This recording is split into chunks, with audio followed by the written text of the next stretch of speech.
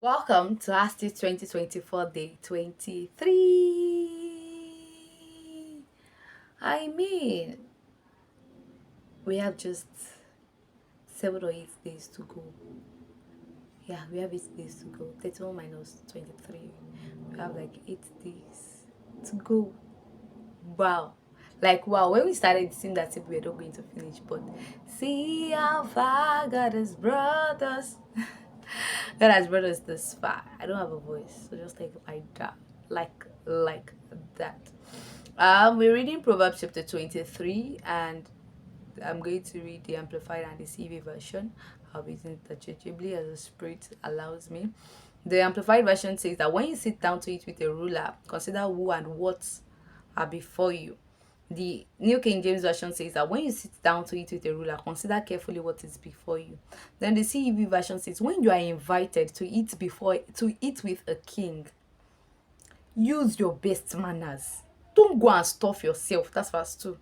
That will just be the same as cutting your throat. Don't be greedy for all of that fancy food. It may not even be so tasty. Give up trying so hard to get rich. Your money flies away before you know it, just like an eagle suddenly taking off. Don't accept an invitation to eat a selfish person's food, no matter how good it is. People like that take note of how much you eat. When a selfish person invites you, come and eat. You too, you not carry your spoon and go eat.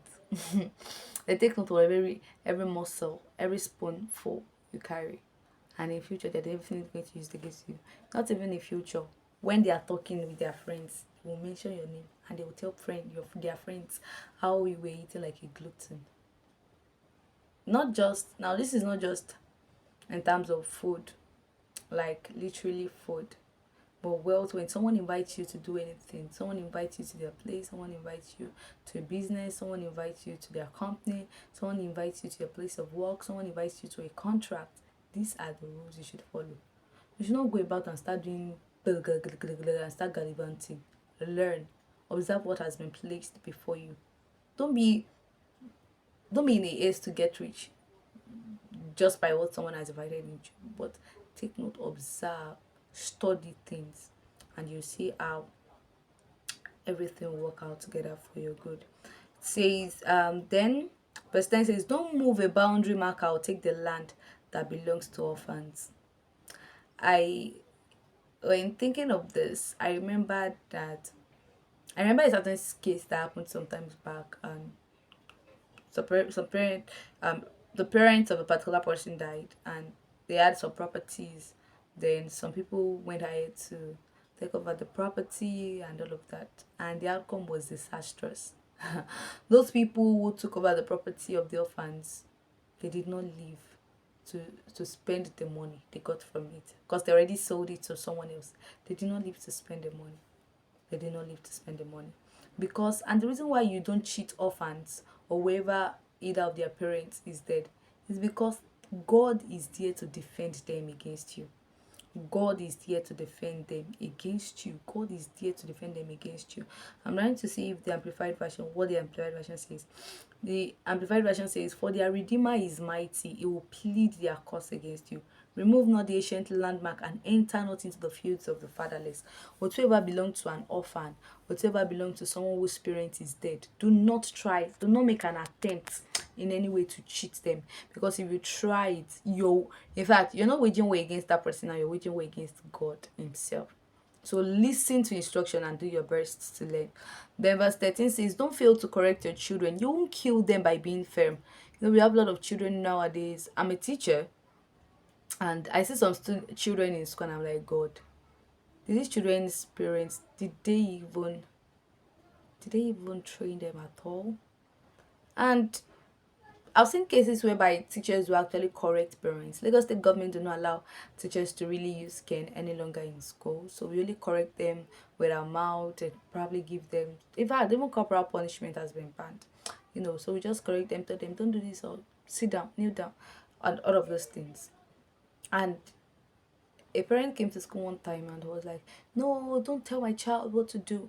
I've taught my child, whichever way my child behaves, just take it like that. Don't train my child. I cannot be training my child and the teacher will be training my child. I'm like, wait, wait, wait, wait, wait. When did education become like this? Like, when exactly did education become like this?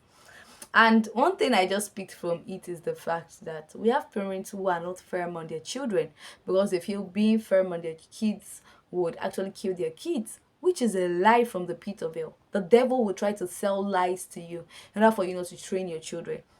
So when you fail to train your children, it is to your own detriment. It's your own detriment, because when you're firm on your kids, you are saving their lives and you're helping them to become the best version of themselves, either consciously or unconsciously. Then verse 23 now says, invest in truth and wisdom, discipline and good sense, and don't part with them. Try as much as possible to always invest in truth, invest in wisdom, invest in discipline, and invest in good sense. Make sure that there's something that you hold so dear to your heart, and do not joke with them. Then verse 27 says, okay, verse 26 says, my son, pay close attention and gladly follow my example. Bad women and unfaithful wives are like a deep pit. They are waiting to attack you like a gang of robbers with victim. After their victim, pay close attention. Bad women and unfaithful wives are like a deep pit. They are waiting to attack you. They are like a gang of robbers. They are waiting to attack you. They are like a gang of robbers. So I think that one is just straightforward. I don't need, and it's not just my son, my daughter, my son. Pay attention and gladly follow my example. Bad women and unfaithful wives, bad men and unfaithful husbands, they're like a deep pit. They're waiting to attack you. Avoid them. Run. Flee. Okay? Verse 30. Verse 29 says, who is always in trouble, who argues and fights, who has cuts and bruises, whose eyes are red, everyone who stays up late, having just one more drink. Don't even look at that colorful stuff bubbling up in the glass. It goes down so easily. But later it bites like a poisonous snake. You'll see weird things and your mind will play tricks on you. You'll feel tossed about like someone trying to sleep on the ship in a storm. You'll feel bruised all over without even remembering how it all happened. And you will lie awake asking, when will morning come so I can drink some more?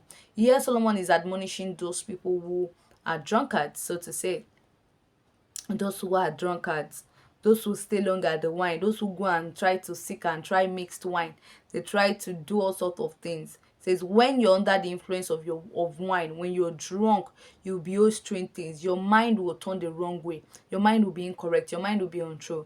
Now, is Solomon saying you shouldn't drink? No. Should a Christian drink? I don't know. Let whatever you believe in, let your spirit guide you, because I don't drink. I absolutely see no reason to drink. I tasted it one time and it was bitter. I'm not going to lie, I did taste it. I tasted it and it was bitter. I tasted dry gin and it was burning my tongue. And I see absolutely no reason why I should take something like that. I mean, if it burns my tongue, if it is bitter, if you know me, you know I'm a sweet mouth. I'm a sweet tooth. I don't, anything that is not sweet, I don't take it. I don't. So when I tasted alcohol one time, it was bitter. I tasted gin one time, it's burnt my tongue. So why should I do it?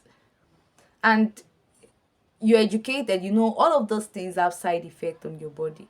So even Solomon is saying it here that excessive wine, mixing of wine, it's bad. And it tells you the reason. It says the reason is because it will bite your tummy like to bite your stomach like a serpent, and it stings like adder. And truly it stings. It does. And when you drink it, you begin to feel, when you drink it, you begin to feel uneasy. You begin to feel unsettled, so to say. So it's important for you to take note of all of this and avoid it. Avoid it the best way you can. Avoid it. Avoid it. Not because the pastor says, but because I have read it in the scripture. And Solomon says we should avoid it. So be wise. Remember, we're gathering wisdom gems. We are journeying. We are moving on the quest of Solomonic wisdom. We are gathering wisdom from the book of Solomon. So this is a wisdom gem that I think you should hold on to. You should hold on, treasure it, and make use of it as you go about your daily life. Okay, I think this video is long enough, so I'll see you on day 24. Don't go anywhere. Just make sure you keep refreshing the channel and you'll find it. Or probably if you're watching this in future, then the 24 should already be uploaded so you can watch it. Bye.